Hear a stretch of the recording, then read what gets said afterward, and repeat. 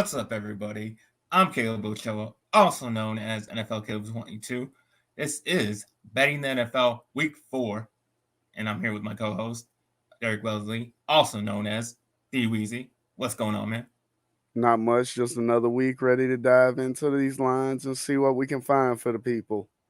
Yeah, trying to make people money and, trying to make ourselves some money. So, but before we get started with that, I would like to recap what happened in week 3, and we'll start off with the favorites who straight up went 7-9 overall, 21-1 against the spread. They went 6-10, and overall 19-28-1. So a lot of underdogs are hitting all season long. Yeah, it's still early. It's only three games in. But underdogs are what's making the people money. What you think about that? Well, I'm not really shocked with that.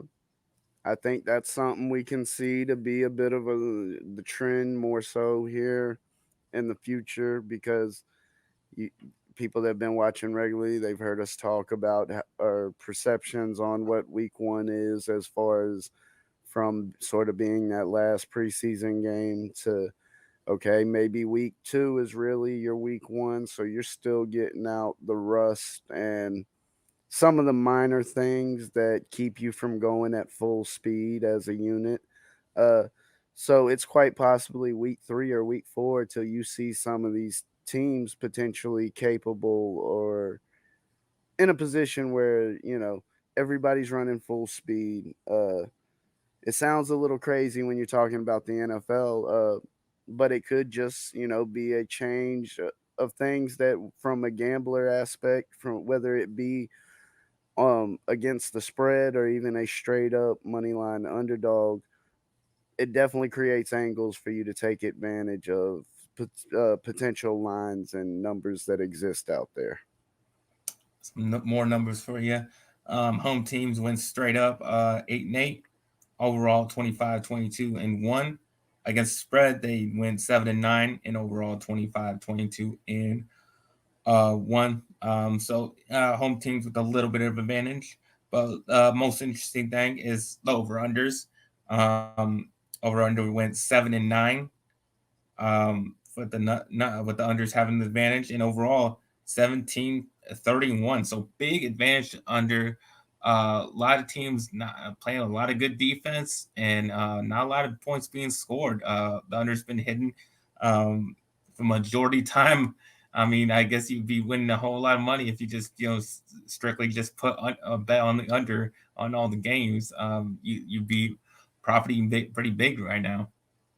And that's something that correlates with what we've been saying about it being a the potential of it being a trend that teams across the NFL, more the short version being more or less they don't have it all together by week one, by week two, and the potential for something like a under to come in lower scoring games. You know, potentially things like lower conversions on third downs, possibly I don't there might be a spike in turnovers. I'd have to look at the numbers, but that's potentially something that could exist.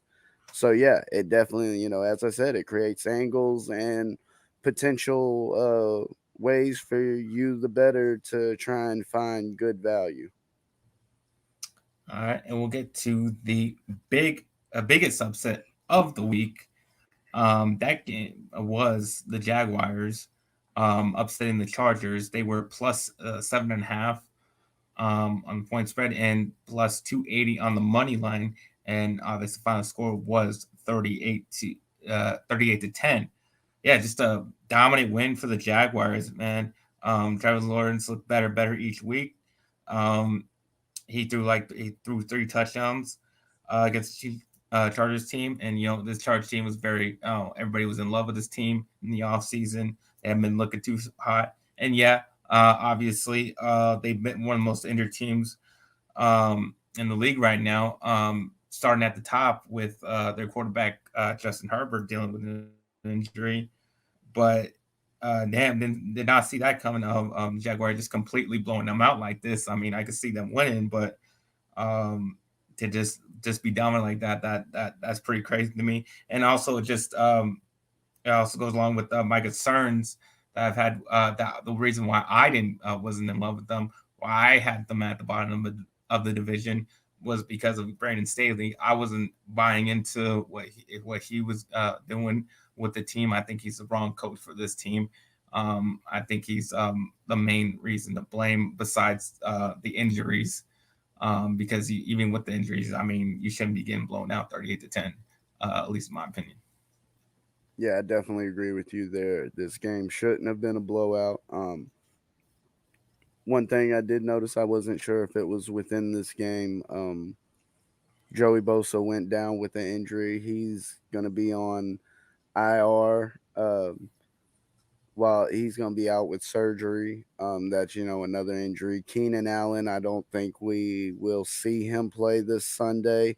That could change, but if we do see him play, I would imagine it'd be in a limited role, if at all. Um, I believe they had another wide receiver go down. I'm not sure about his name, Guyton. But I did notice, I believe they had another wide receiver that found himself on the injury list for this week. And so, yeah, like you said, a lot of players and pieces going down. You might not win the game, but it's definitely a cause for concern when you see a team like the Chargers get blown out by as many points as they did against the Jaguars. Oh man, yeah, definitely didn't expect that. But we'll get to the biggest cover against the spread, which came in Eagles versus Commanders. Um, Eagles -6 at Washington, and the final score ended up being 24-8. Yeah, the Eagles going on the road as a 6-point favorite. Um, I guess a tough divisional opponent like this, but yet they still went out there and dominated that first half. Um, got a big lead on them, and they were able to cover the spread. Majority of due to their defense just hammering Carson Wentz all game long. They got him down for 9 sacks. They forced him into was it like 18 incompletions. He was pressured all day long. And yeah, Carson Wentz just couldn't get anything going.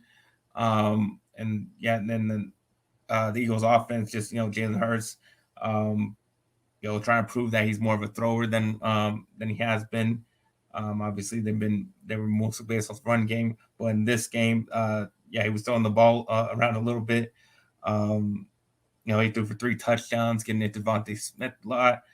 Um, so yeah, man, he's trying to prove something to all of us. But yeah, you sold on this Eagles team.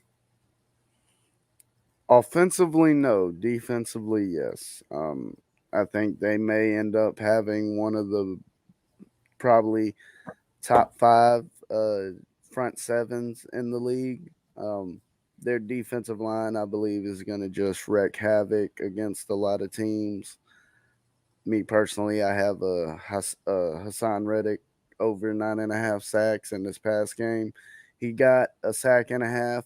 He didn't have a sack in the prior 2 games, but again, this player in that type of setting with players like Fletcher Cox on the line, another of other contributors, I would not be shocked if there were games where you see him get a player like Reddick get 2 or 3 sacks within a single game, and as well as having games where he doesn't get any sacks. But still, uh, yes, from a defensive standpoint, I do like the way Philly can disrupt teams because they've shown they have the offensive firepower to put up points. So it's not a traditional aspect in the NFL where you're trying to stop them defensively. It's more or less we don't need our defense to be great. We just need them to be good and manageable.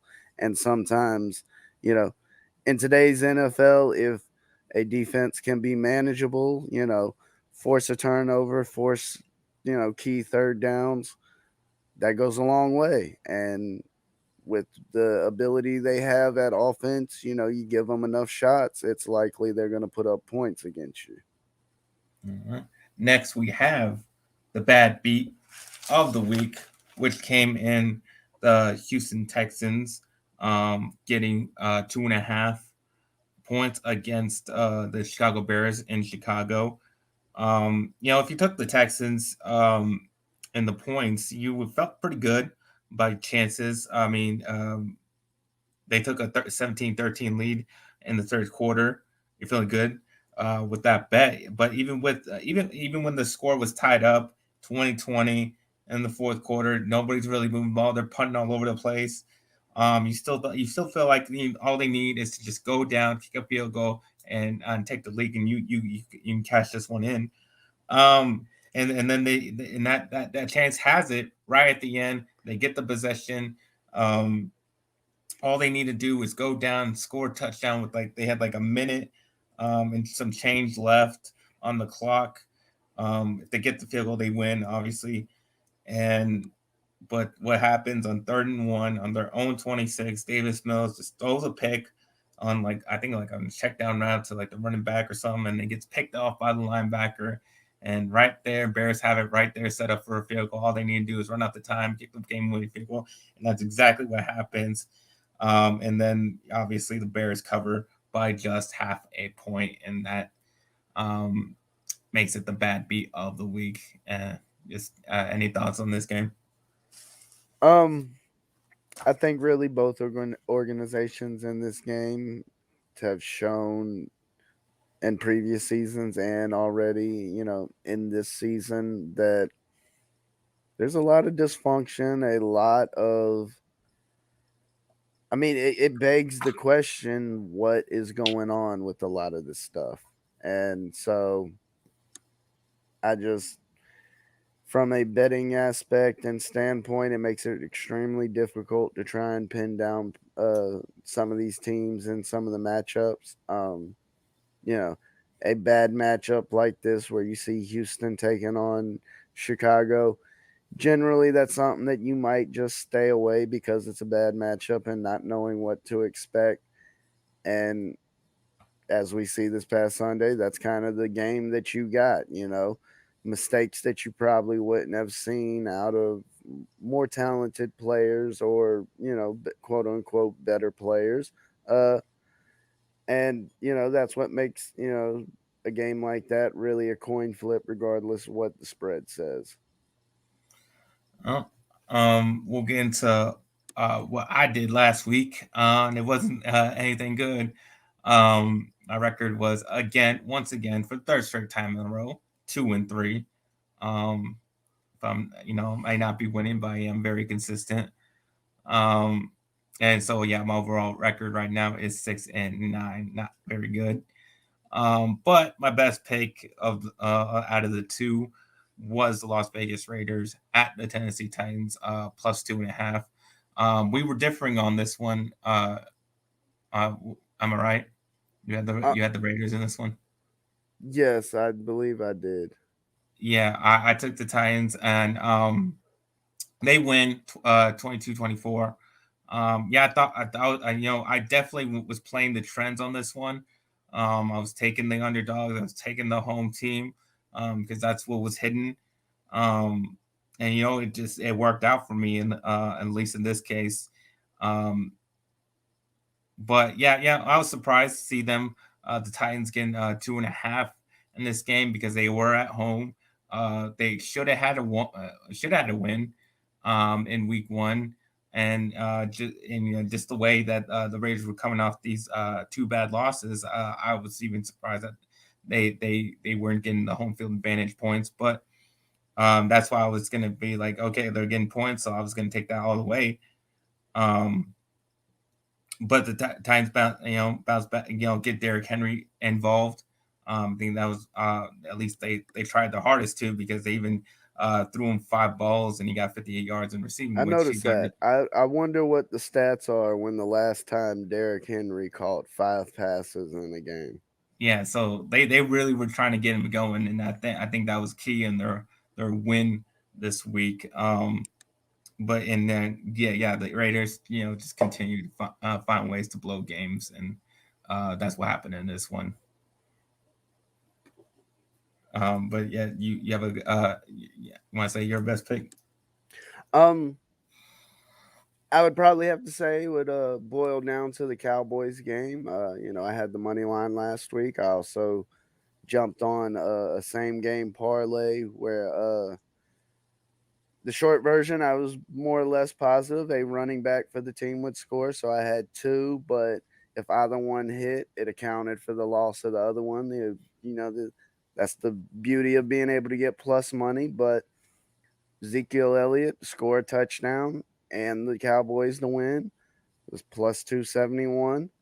You know, that clearly came in. I was also on Tony Pollard over his rushing prop, which was at 39 and a half, I believe.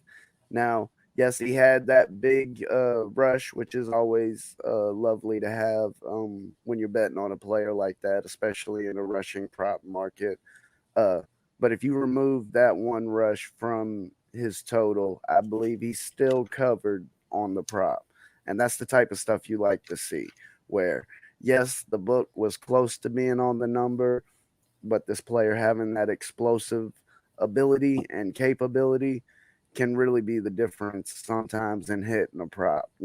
They might only touch the ball 5, 6, 7, times in a game, but if the number's around 35, 40, and there's the potential for them to break off a 25, 30 yard play, that number can get real interesting real fast. And Tony Pollard and the Tony Pollard, Ezekiel Elliott, Dallas Cowboys, all worked out for me. Hell yeah, it worked out for me too. But I didn't even bet the game, but still. um, but yeah, I finished off with my worst pick. Kansas City Chiefs at -6.5 at the Indianapolis Colts.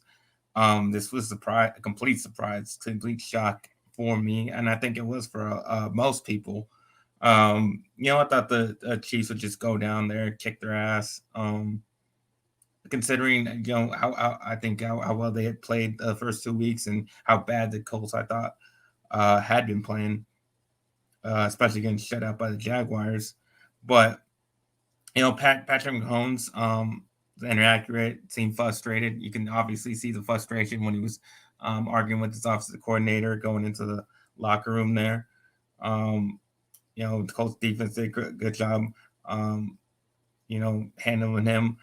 Uh, and then Matt Ryan, get credit to him. He he wasn't didn't do anything spectacular, but he did make get their offense to make the plays when they had to.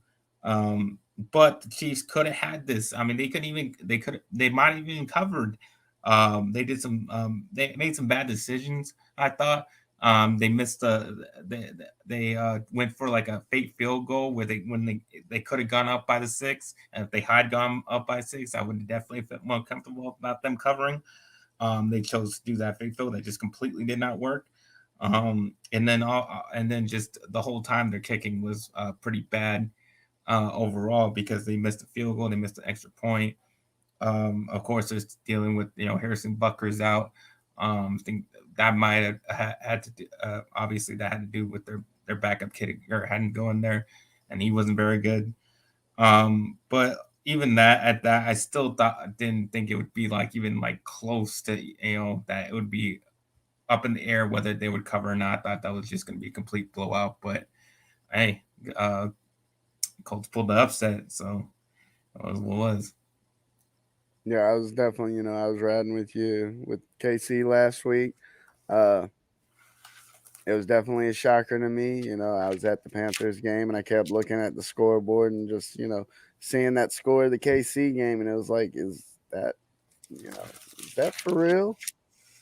Like, but sometimes that's how the NFL, season goes. Yeah, regardless of who the team is, there's only been one season where one perfect team. So there's a reason why stuff like that happens. It's hard for these teams to win every single game because some weeks it could be a team like this taking down a potential Super Bowl contender. All right, and that is that'll finish up our recap of week 3. We'll move on to our picks for this week, but before we do that, since we are helping you guys out win some money, if you guys can help us out by clicking the like button and subscribing if you have not, and if you feel like you want to support us even more than that, you can go ahead and click the link below and join our Patreon. A lot of good tiers in that, so um, go ahead and do that. Uh, but now we'll get to our picks of week 4. And I'll start off with my first pick, which is the Jacksonville Jaguars plus 6.5 at the Philadelphia Eagles. Obviously we got a revenge game here.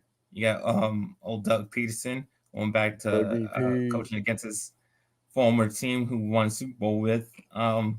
Obviously everybody seems to be very in love with the Eagles. Early success. I'm not too sold on it. Um, I'm not so sold as everybody else. Yes, I do see like you were mentioning. Yeah, the defense looks great. Not too sure about the offense because the offense it's all been in the first half. Like if you look in their second half, um, in the last 2 games they scored 0 points.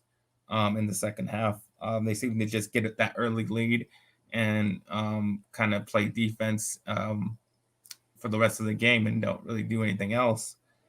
Um, I think if the Jaguars can do the reverse on them and get the early lead themselves, I think that might throw them off their game.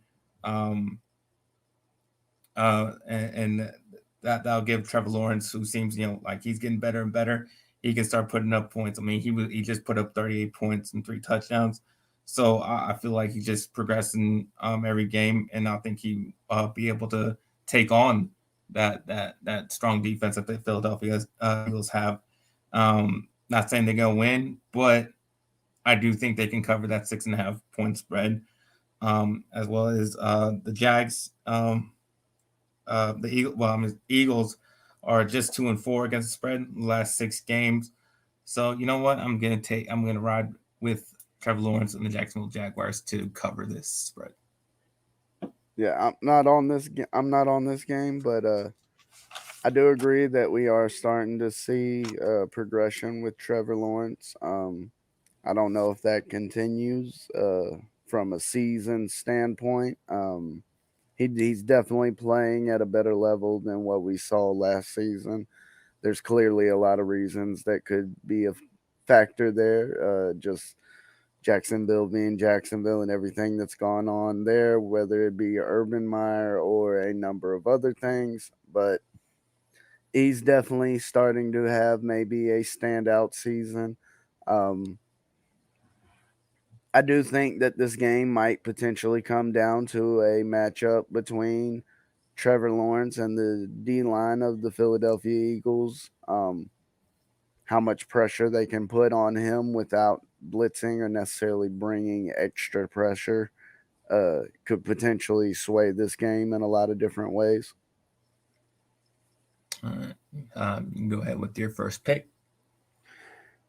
This week, game I'm gonna be riding with. You see me in my Panthers jersey. People are probably gonna be talking all week about the Cardinals not being able to win against the Panthers, and I'm gonna be riding with the Cardinals money line, getting it at plus I got 103. I got this Um, game too. I got it, but I'll take out if you want to give me points, I'll take the 1.5. well, currently where I was looking, I don't believe they were getting points. I think they had them on the other side. Oh, Uh, okay. Let me double check this. It is a 4 o'clock game, which is rare for the Panthers. Yeah, that plus a point minus 104. I'd rather just, have the outright win because I do feel this team is going to be able to put up a lot of points against the Panthers. The Panthers offense has been unable to stay on the field and keep other teams' offenses off the field. And a team like the Cardinals, the more shots you give them, the more chances and more opportunities they have to break off a big play. Um, I do believe in the same way you heard me reference the D line of Philadelphia versus Trevor Lawrence. I think the ability for the Panthers defense to contain Kyler Murray, whether it be getting pressure on him or just being able to force a throw maybe a second or two early. But if they can't either get to Kyler Murray or make Kyler Murray get rid of the ball, this could be a very long day for this team. And you combine that with the chance that they're looking at the possibility of getting extra shots on the field with the offense. I feel that this game, they could win big in this one. So being able to get them around plus money is definitely a winner in my book, and that's where I'm going to be riding on this one. Yeah, like I said, right there with you. I think the Cardinals defense looked pretty good since that second half of the Raiders game. Obviously, they let them go like 20-0, but they pretty much only allowed 3 points for the rest of that game. And then the Rams only scored about 20, but Stafford, didn't really throw for any touchdowns, and they really held up Cooper Kupp because he only had 4 catches and for 44 yards. So I think they're doing pretty well, and I think they'll do pretty well against this Panthers offense, who seems pretty shaky because you guys largely won by your defense last week. Um, and then Baker Mayfield, he didn't really do that well. I mean, he threw for less than 50% of his completions. Um, so a lot of dysfunction going on with your offense. Plus, I think the Cardinals defense looking much better. And then that bad week one loss to the Chiefs. So that's what definitely like the Cardinals in this one, and the Cardinals. Well, I mean the Panthers are 1-9 against the spread in the last 10, 1-7, and their last 8 home games. So yeah, definitely. Like I said, if you're gonna give me points, I did find plus 1.5 with what I was looking at. So hey, I'll take it. And another little tidbit to what you just referenced, we're also talking about a team that just won their first game at home in over a calendar year this past week. They're playing another home game. You want to talk about trends? That's definitely one that you could potentially look at fading in this matchup.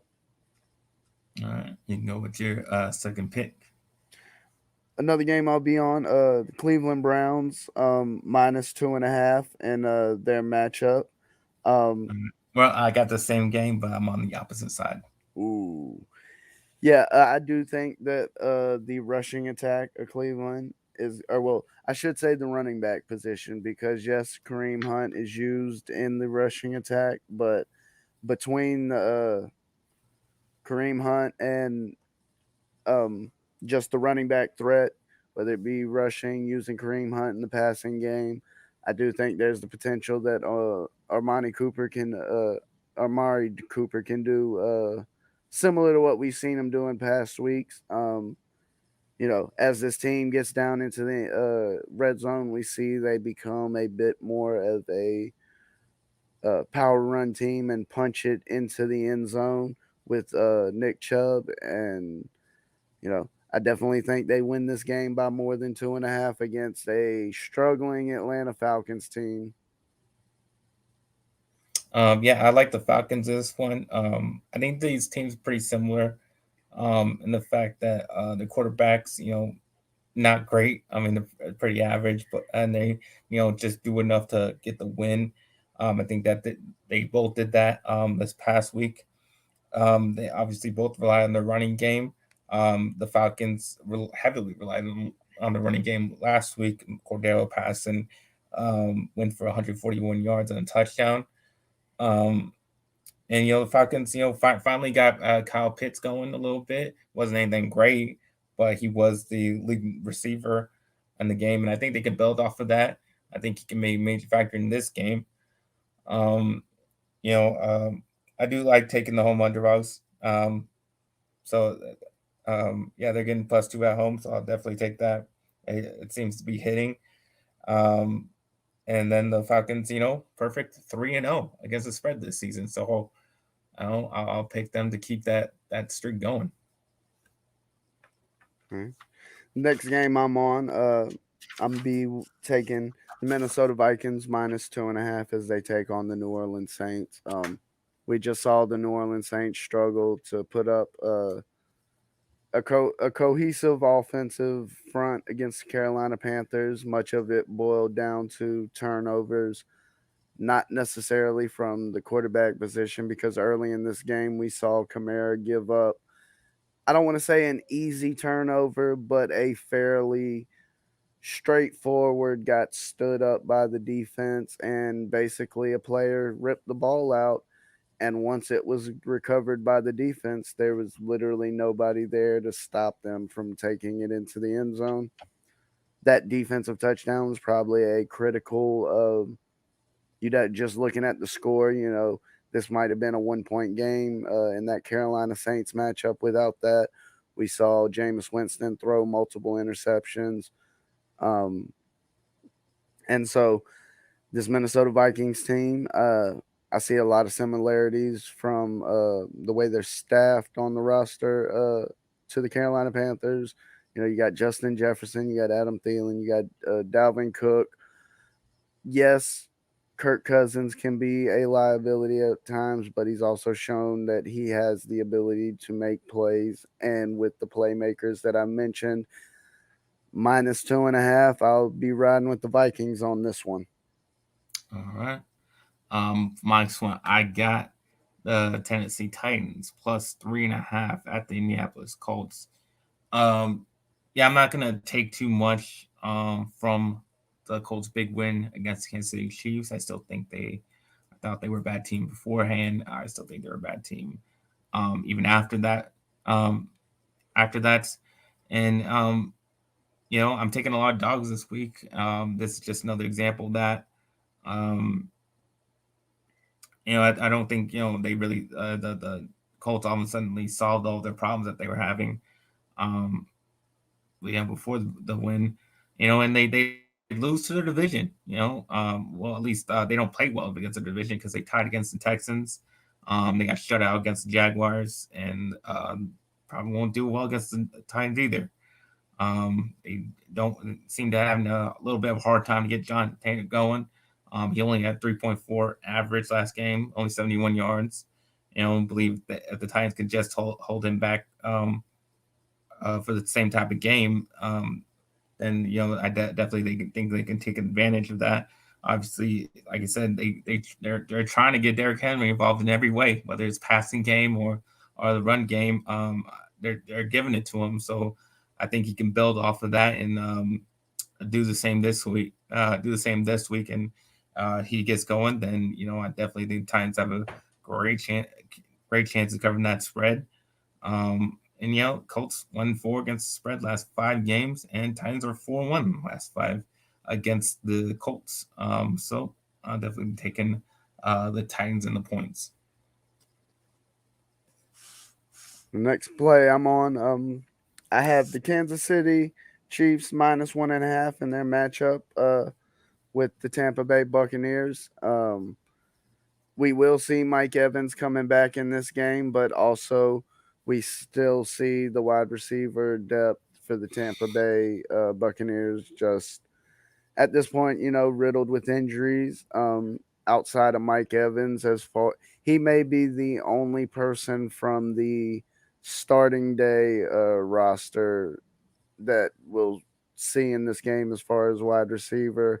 Um, in this past game, I do know we saw their tight end Cameron Brate have a number of targets as well as receptions in this game, um, which sort of leans to just how injured this team has been, and that's of course going to lead to maybe a lack of ability to put up points. And I think what we saw out of KC was more so maybe a fluke. I think we see a bit more of what we saw out of the first two, out of week 1 and week 2 out of KC.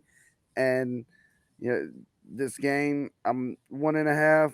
It's a skinny spread, but I definitely think they'll cover that. All right. For my last one, I got the New England Patriots at the Green Bay Packers. -10. I'll take the Packers, laying the points here. It's the only favor I'm going to take this week. Obviously, I'm going with the trend of a lot of underdogs hitting, but I do like this favorite. Because obviously Mac Jones doesn't look like he's going to play this week. It looks like it's going to be Brian Hoyer thrown out there. Um, you know, Aaron Rodgers seems to have at least got one of his receivers going, and Romeo Dobbs. Um, he got him 8 receptions, 73 yards, and a touchdown. So hopefully he can just build on that chemistry he got with him. Um, and the Patriots, got 37 points put up on them by the Ravens. I think Rodgers can take advantage of that coming off that type of performance. And all the Patriots touchdowns came on the ground, and I think the Packers did a pretty good job holding Fournette last week in the run game. He only went for 35 yards. Um, so I think that they can take care of the Patriots on the ground. And the Patriots are 0-4-1 against the spread last 5 games, and Green Bay's 14-6 against the spread in the last 20. So definitely liking the Packers to cover the large spread here.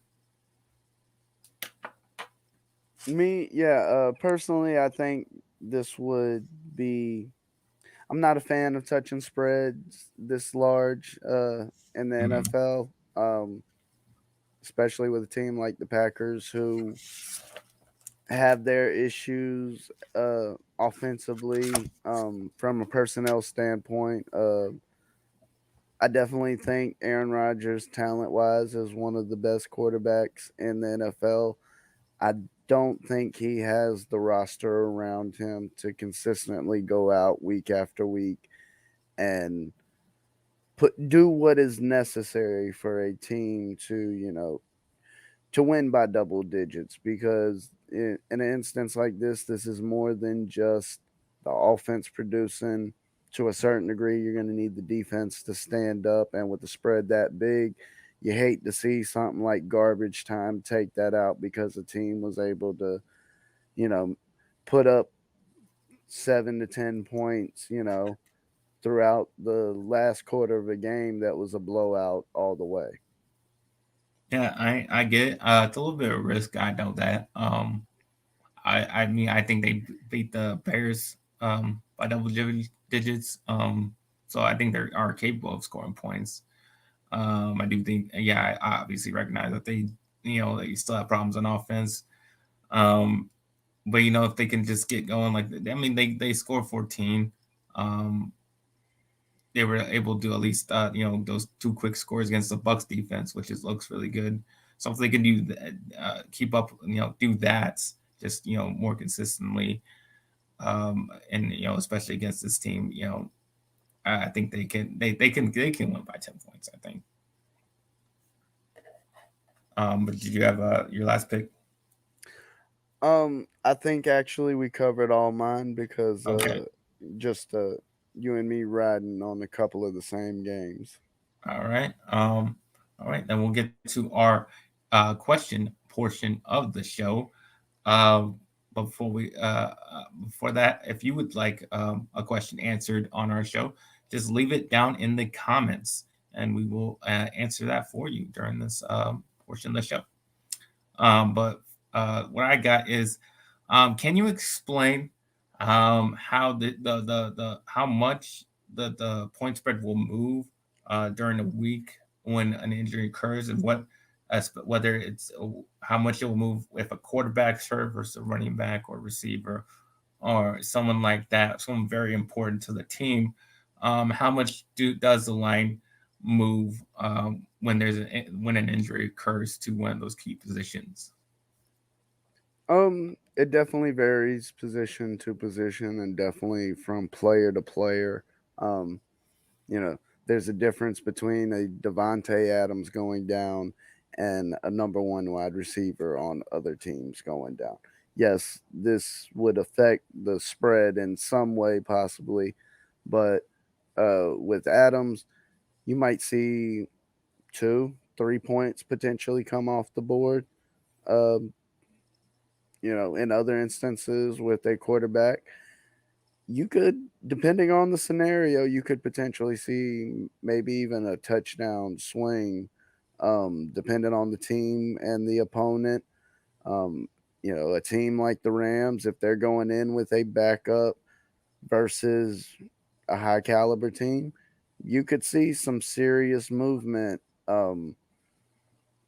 from pre injury to what the line is post injury and creeping up to the kickoff of that game. Uh, so injuries can definitely play a serious hand in line movement. You'll you'll often hear bettors talk about some lines potentially trying to get on them as early as possible because they expect the line to potentially move one way or another.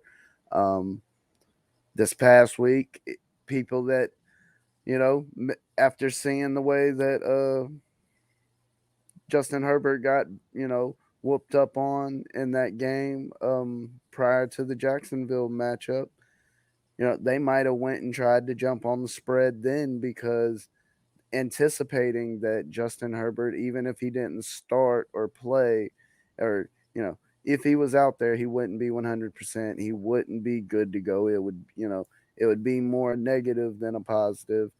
So that's an instance where you might try and get ahead of something because that player not being out there, that player not being able to go 100% is going to affect something like the spread or the betting odds, because that's why this stuff moves, is because indicators like this, different personnel, different players, it's going to be a different number. All right. Hopefully that helps everybody watching out going forward. That's pretty much the show.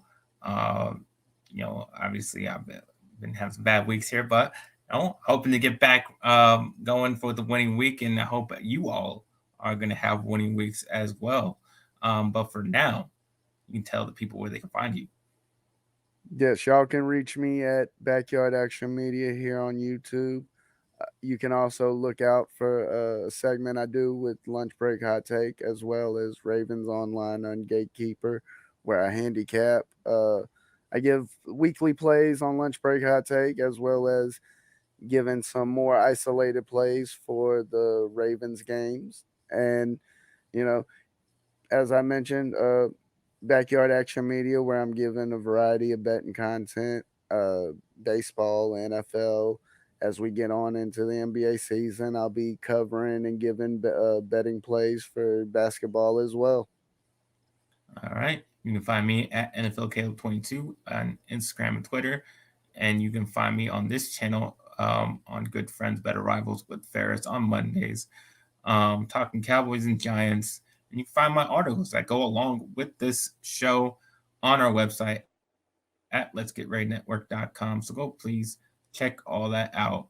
But yeah, that is the show, and we'll see you next week and give you more bets so you can win some money. So let's all get ready to win that money.